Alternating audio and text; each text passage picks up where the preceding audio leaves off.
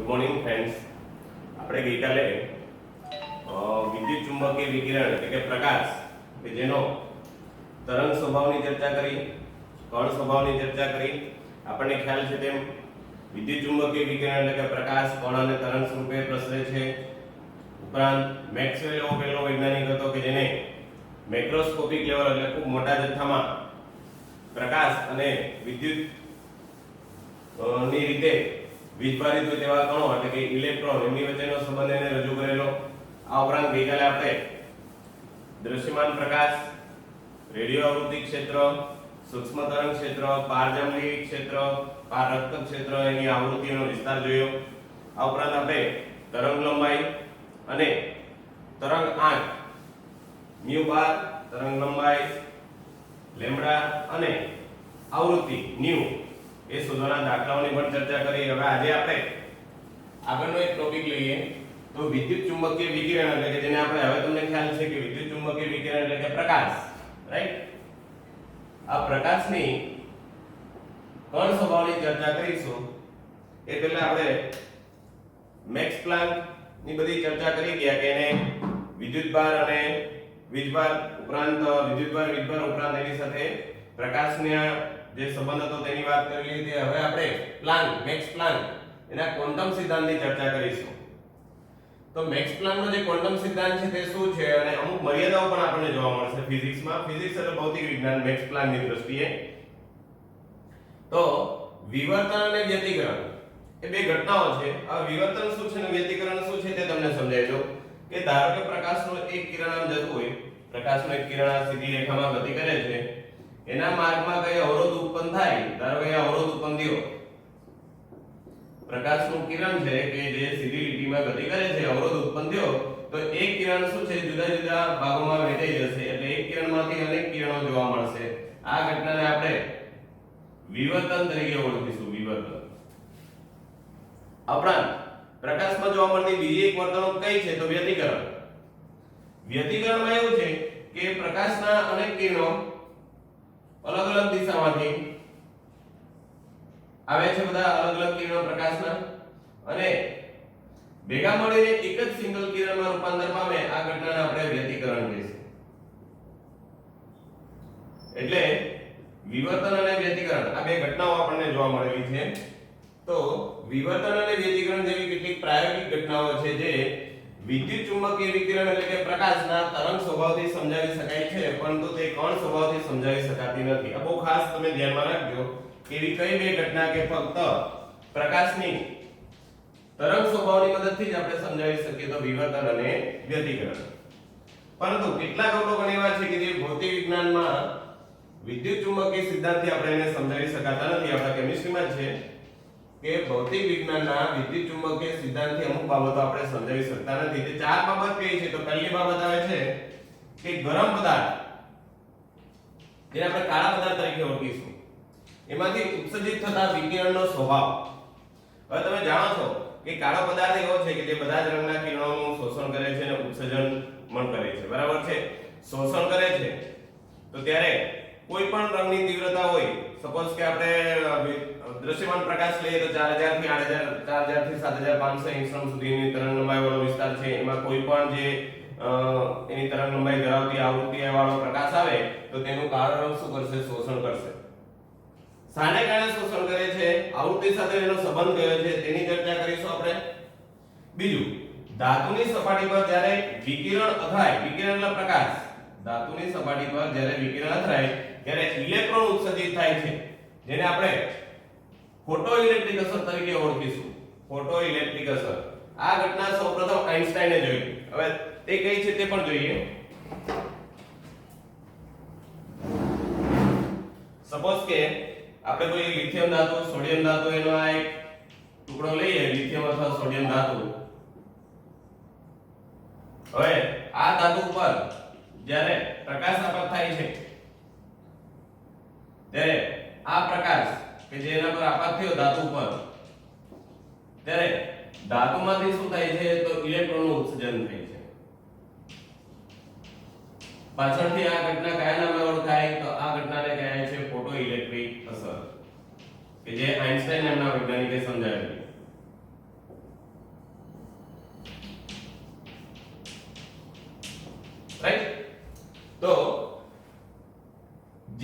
બધી ઘટનાઓ એવી છે કે જે 19મી સદીના ફિઝિક્સ અને ભૌતિક વિજ્ઞાન દ્વારા સમજાવી શકાતી નથી, તેનો આપણે થોડી કેમિસ્ટ્રીની દ્રષ્ટિએ સમજ મેળવવા માટે પ્રયત્ન કરીએ છીએ. તેમાં ગરમ પદાર્થ એટલે કે કાળા પદાર્થમાંથી ઉત્સર્જિત થતા વિકિરણનો સ્વભાવ, ધાતુની સપાટી પર જ્યારે વિકિરણ અથડાય તમે આકૃતિમાં જોઈ શકો ત્યારે ઇલેક્ટ્રોન ઉત્સર્જિત થાય છે એ પણ જોઈ શકો. આ ઘટનાને આપણે ફોટોઇલેક્ટ્રિક અસર તરીકે ઓળખીશું.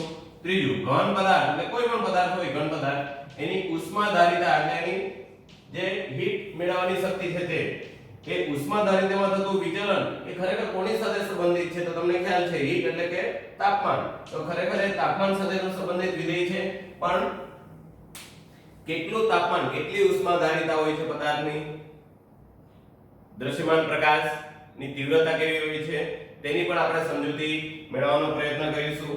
એટલે ઘન પદાર્થની ઉષ્માધારિતા એટલે ઉષ્મા મેળવવાની એની ક્ષમતામાં જે વિચલન થાય છે વધઘટ તે કોની સાથે સંબંધિત છે? તો તાપમાન સાથે સંબંધિત છે. આપણને એમ જનરલી નોર્મલી આપણને ખ્યાલ છે કે જેમ તાપમાન વધતું જાય તેમ તેમ ઉષ્માધારિતા શું થતી જવી જોઈએ? વધતી જવી જોઈએ. કેમ કે જેમ જેમ તાપમાન વધે તેમ પદાર્થની ગરમી સહન કરવાની ક્ષમતા વધતી જાય છે, પણ અમુક સમય પછી એ સ્ટેબલ બની જાય છે. તો તેની વાત કરીશું. અને હાઇડ્રોજનના સંદર્ભમાં રેખીય વર્ણપટ. હવે હાઇડ્રોજનના સંદર્ભમાં રેખીય વર્ણપટ એટલે શું છે? તો આપણે તેને પરમાણ્વીય વર્ણપટ તરીકે પણ ઓળખીશું અને તેની પણ સ્પષ્ટ સમજૂતી આગળ નીલ્સ બોરે આપેલી છે. એટલે જો હાઇડ્રોજન માટે જ વર્ણપટ આપણે શોધવાના હોય તો હાઇડ્રોજન વાયુને એક ટ્યુબમાં ભરવામાં આવે છે, તેમાં પ્રકાશમાં ઊંચા વોલ્ટેજ દાખલ કરવામાં આવે છે, ત્યારે એમાંથી કિરણ નીકળે છે જાંબલી રંગનું, તે પ્રિઝમ પર પડે અને પ્રિઝમ પરથી પછી એનો જે આપણને ફોટોગ્રાફિક પ્લેટ ઉપર તેનું એક ચોક્કસ વર્ણપટ જોવા મળે છે જેને આપણે રેખીય વર્ણપટ કહીશું. તો હાઇડ્રોજન વર્ણપટ માટે એને પરમાણ્વીય વર્ણપટ અથવા રેખીય વર્ણપટ કહી શકીએ. પરંતુ જો તે જ ટ્યુબમાં, કાચની ટ્યુબમાં અન્ય કોઈ વાયુ ભરવામાં આવે તો આપણે એને ફરજિયાત રેખીય વર્ણપટ તરીકે ઓળખીશું. અને પછી એ રેખીય વર્ણપટમાં જુદા જુદા વિસ્તારો છે, એ જુદા જુદા વૈજ્ઞાનિકોએ વિસ્તારમાં રહેલી રેખાઓની શોધ કરેલી ને તેને લાઇમેન, બામર, પાસન, બ્રેકેટ, ફૂંડ એવી શ્રેણીના નામ પણ આપેલા. પણ લેટર ઓન કે એ બધી વાત પછી આવશે. અત્યારે તો આપણે આ બધી વસ્તુને કેમિસ્ટ્રી દ્વારા સમજવાનો પ્રયત્ન કરીશું, કેમ કે આ ફિઝિક્સ દ્વારા સમજાવી શકાતું નથી.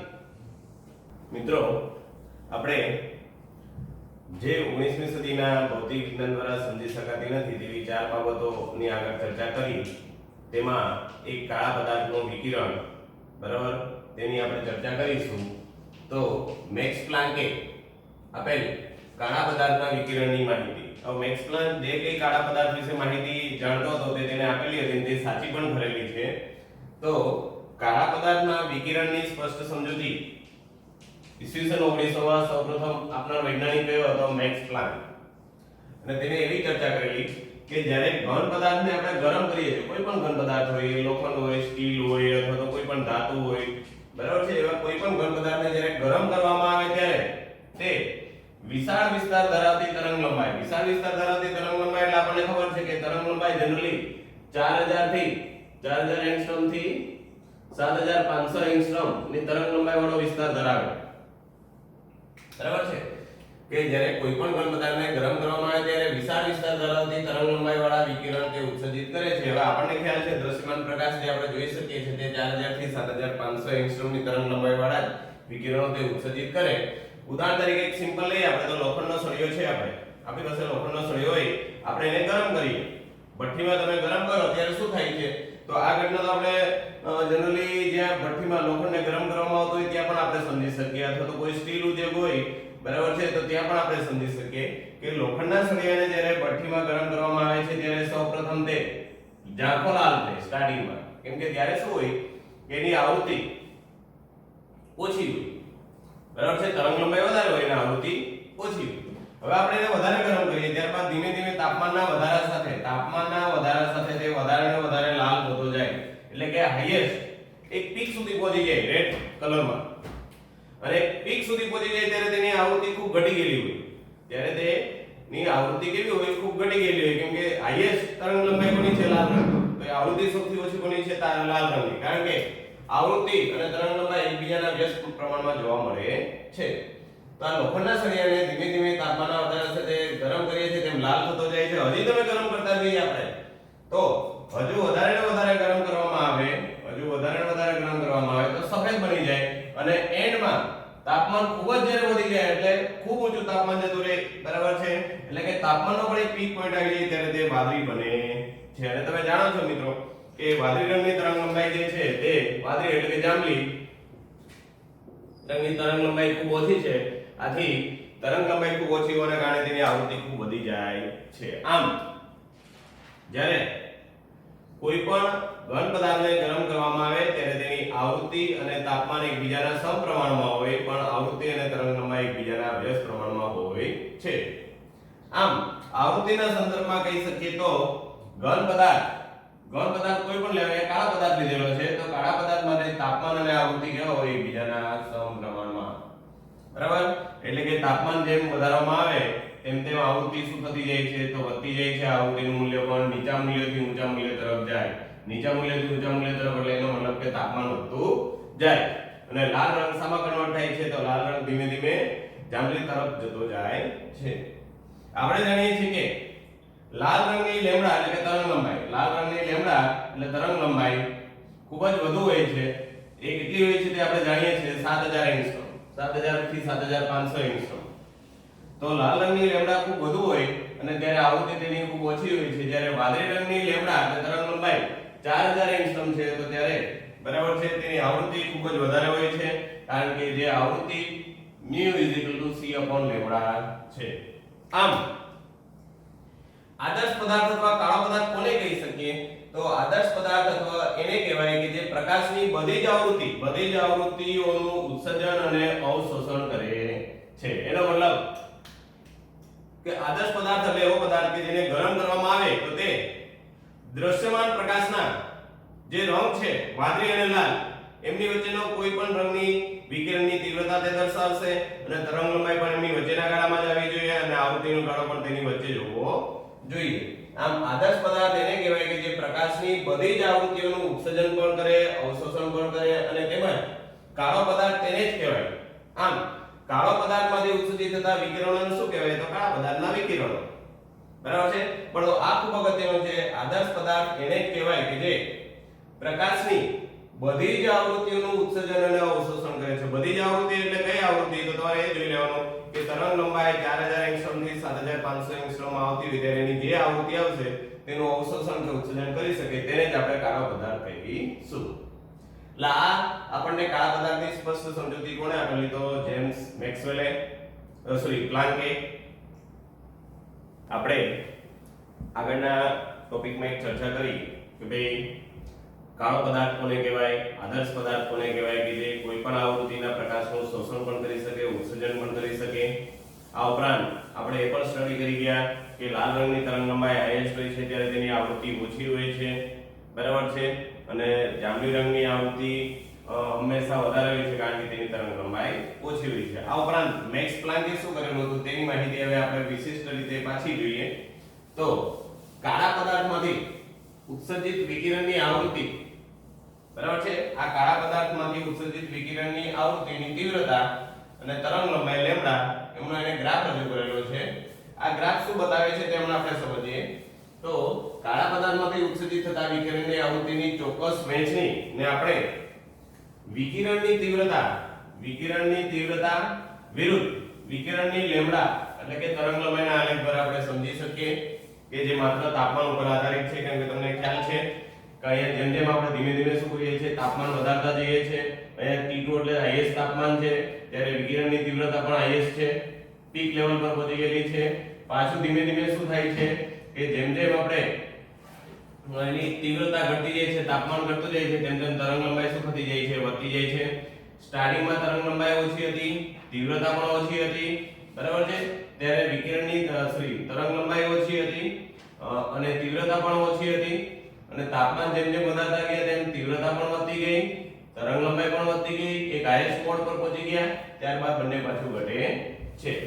તો કાળા પદાર્થમાંથી ઉત્સર્જિત થતા વિકિરણની આવૃત્તિની ચોક્કસ વહેંચણી ને આપણે કોના વિરુદ્ધ કોનો ગ્રાફ દોરવાનો છે? તો વિકિરણની તીવ્રતા વિરુદ્ધ આપણે વિકિરણની લેમ્ડાનો આલેખ દોરીએ છીએ અને તે આલેખ તાપમાન ઉપર આધારિત છે. તાપમાન T1 અને T2 આપણે દર્શાવેલા છે. એટલે કે કોઈ પણ આપેલ તાપમાને કોઈ બી તાપમાન હોય, આપણને આપણી પાસે તો બે છે T1 અને T2, કોઈ પણ આપેલ તાપમાને ઉત્સર્જિત વિકિરણની તીવ્રતા એટલે કે આ તીવ્રતાના મૂલ્ય અમુક પર જઈને શું થાય છે, વધે છે. તો કોઈ પણ આપેલ તાપમાને ઉત્સર્જિત વિકિરણની તીવ્રતા તરંગ લંબાઈના ઘટાડા સાથે વધે છે. તરંગ લંબાઈના ઘટાડા સાથે વધે અને મહત્તમ થાય છે. તો તમે જોઈ શકો આ ગ્રાફને અહીંયાથી આમ નીચે લાવો તો શું થાય છે કે તીવ્રતા ઘટે છે, લેમ્ડા પણ ઘટે છે, પરંતુ નીચેથી ઉપર જઈએ તેમ તરંગ લંબાઈ ઓછી હોય છે છતાં પણ તીવ્રતા ધીમે ધીમે શું થતી જાય છે, વધતી જાય છે, તાપમાન વધતું જાય છે. એટલે કે કોઈ પણ આપેલ તાપમાને ઉત્સર્જિત વિકિરણની તીવ્રતા તરંગ લંબાઈના ઘટાડા સાથે વધે અને મહત્તમ થાય છે, ત્યારબાદ તરંગ લંબાઈના ઘટાડા સાથે ઘટે છે, જે આપેલ તાપમાનમાં દર્શાવેલું છે. હવે અહીંયા તમે જુઓ તો અહીંયા તરંગ લંબાઈ વધારે છે, તીવ્રતા ઓછી છે. તરંગ લંબાઈ વધારે છે, તીવ્રતા ઓછી છે. તીવ્રતા ઓછી હોવાને કારણે આવૃત્તિ પણ ઓછી છે અને તાપમાન પણ અહીંયા ઓછું હશે. ધીમે ધીમે આપણે શું કરીએ છીએ, તીવ્રતા વધારીએ છીએ, તાપમાન વધારીએ છીએ, પરંતુ તરંગ લંબાઈ શું થતી જાય છે, ઘટતી જાય છે. બરાબર. અને આવૃત્તિની શું થતી જશે, વધતું જશે. તો આલેખના પ્રાયોગિક પરિણામો પણ ખરેખર એ જે આલેખ છે તે પ્રમાણે પ્રાયોગિક પરિણામો આપણને જોવા મળતા નથી. આલેખના પ્રાયોગિક પરિણામો પ્રકાશના તરંગ સિદ્ધાંતને આધારે સંતોષકારક રીતે સમજાવી શકાતા નથી. એટલે આ પણ એક થિયરી હતી મેક્સ પ્લાન્કે આપેલી કાળા પદાર્થ માટેની, તે પણ વ્યવસ્થિત રીતે આપણે સમજી શકાતો નથી કેમ કે હજી આગળ વૈજ્ઞાનિકો માટે પડકારનો વિષય છે, પણ આપણને થોડી માહિતી આપેલી છે, તેનો આપણે સ્ટડી કરી રહેલા છીએ. પરંતુ તે સમયની માન્યતા અનુસાર પ્લાન્કે સૂચવ્યું કે પરમાણુ અને અણુ, કોઈ બી પરમાણુ હોય, કણ હોય, તેમાં ઊર્જા હોય. હવે ઊર્જાનું ઉત્સર્જન કે શોષણ એ ક્યારેય સતત નહીં હોય, અસતત હોય છે. એનો મતલબ એક જ અણુમાંથી કે એક જ પરમાણુમાંથી ઊર્જાનું સતત રીતે એક સરખું ઊર્જાનું શોષણ કે ઉત્સર્જન હંમેશા થતું નથી, એ અલગ અલગ રીતે થતું હોય. એટલે આ ગ્રાફ બરાબર જ આપણને બતાવે છે કે તીવ્રતા ઘણીવાર ઓછી હોય તો તરંગ લંબાઈ ઓછી બી હોય, તીવ્રતા વધારે હોય ત્યારે પણ તરંગ લંબાઈ ઓછી હોય છે. ક્યારેક એવું હોય છે કે તીવ્રતા હાઈએસ્ટ હોય ત્યારે તરંગ લંબાઈ મધ્યમાં આવે છે અને તાપમાન વધારે હોય અને ત્યારે આવૃત્તિ પણ વધારે હોય છે. આમ તે સમયની માન્યતા અનુસાર પ્લાન્કે સૂચવ્યું કે પરમાણુ અને અણુમાં રહેલી શક્તિનું ઉત્સર્જન કે અવશોષણ સતત રીતે જથ્થામાં જોવા નથી મળતું. એટલે કન્ટિન્યુ એક સરખો જથ્થો ઊર્જાનો બહાર આવતો નથી અથવા શોષાતો નથી કોઈ બી પરમાણુ કણોમાંથી, પરંતુ તે અસતત હોય છે. આમ હવે આપણે સૌથી ઇમ્પોર્ટન્ટ ટોપિક પર આવ્યા કે ઇમ્પોર્ટન્ટ પોઈન્ટ પર આવ્યા, ઊર્જાનું સૌથી ઓછું પ્રમાણ, કોઈ બી અણુ કે પરમાણુમાંથી ઊર્જાનું સૌથી ઓછું પ્રમાણ કે જે શોષાય કે ઉત્સર્જિત થાય, તેને આપણે ક્વોન્ટમ કહીએ છીએ. એવું ક્વોન્ટમ નામ કોણે આપ્યું છે? તો મેક્સ પ્લાન્કે. કોઈ પણ પરમાણુ કે અણુમાંથી ઊર્જાનું સૌથી ઓછું પ્રમાણ કે જે શોષાય અથવા ઉત્સર્જિત થાય તેને કયા નામે ઓળખવામાં આવે છે? ક્વોન્ટમ નામ આપેલું છે. અને તેને આધારે આપણે વિકિરણની એક ક્વોન્ટમની ઊર્જા અને તેની આવૃત્તિ એમની વચ્ચેનો હવે આપણે સંબંધ જોઈએ. વિકિરણના એક ક્વોન્ટમની ઊર્જા અને તેની આવૃત્તિ વચ્ચેનો સંબંધ આપણે જો જોઈએ તો તે સંબંધ આપણને જોવા મળે છે વિકિરણના એક ક્વોન્ટમ ની ઊર્જા બરાબર આપણે E લઈએ અને વિકિરણના એક ક્વોન્ટમની આવૃત્તિ એને આપણે ન્યુ લઈએ તો E ચલે છે ન્યુ આવશે. E અને ન્યુ એકબીજાના સમપ્રમાણમાં હોય છે, એટલે કે ઊર્જાના આવૃત્તિ એકબીજાના સમપ્રમાણમાં હોય છે. માટે E h ન્યુ, જ્યાં h એટલે પ્લાન્ક અચળાંક છે અને તેની કિંમત 6.626. h બરાબર હંમેશા દાખલામાં 6.626 × 10⁻34 જૂલ સેકન્ડ આપણે લેશું. આ રીતે આપણને વિકિરણના એક ક્વોન્ટમની એટલે કે એક ફોટોન, ક્વોન્ટમ એટલે ફોટોન પણ લે પ્રકાશનો એક કણ, તેની ઊર્જા અને આવૃત્તિ વચ્ચેનો આપણને સંબંધ મળ્યો, તેનું મૂલ્ય પણ મળી ગયું. હવે આપણે આ સિદ્ધાંતથી પ્લાન્ક એ સમજાવી શકીએ કે કાળા પદાર્થમાંથી ઉદ્ભવતી વિકિરણની તીવ્રતાની વહેંચણી જુદા જુદા તાપમાને જુદી જુદી જોવા મળે છે. આમ કાળા પદાર્થમાંથી ઉત્સર્જિત થતા વિકિરણની તીવ્રતા અને તરંગલંબાઈ ખરેખર કોનું વિધેય છે? તો તાપમાનનું વિધેય છે, એટલે કે તાપમાન ઉપર આધારિત છે.